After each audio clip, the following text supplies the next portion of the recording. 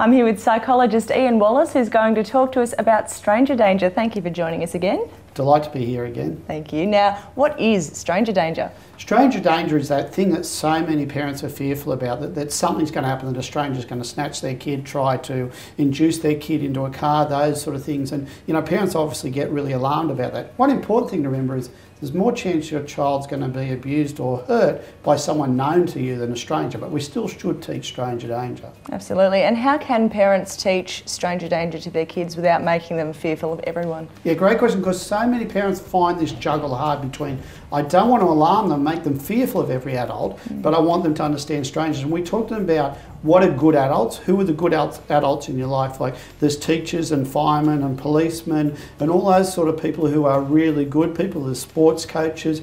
They're not strangers, they're really good adults that you can rely on. But there's people who you don't know their face, haven't seen this person before, who you need to be aware of and not go near.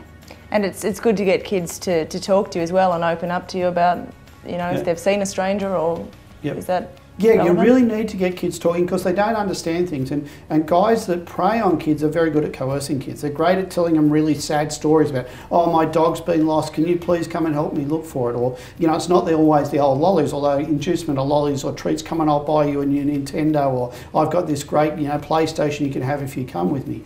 They don't understand how convincing some of those kids are. So we need to make sure that parents talk to kids about what they might do, what a stranger might say to you, and then teach them what to do when that happens. Absolutely. And if you do get kids talking to you, would that help if there was abuse or something within the family as well, if your kids are going to open up to you? Yeah, because once they find it's okay to talk to mum and dad about these things, they will often disclose other things. Or often when parents start talking to stranger dangers, they say, oh, well, there was this guy in the car who did this, or this man, you know, we've seen this man round who says, we've got to help him look for the puppy or whatever. And all of a sudden we realise there's some dangers there. Definitely. Important to tell them too what to do, because kids don't understand that stuff. They don't understand that they need to stay away. They need to understand that they can say, no, I don't want to do that.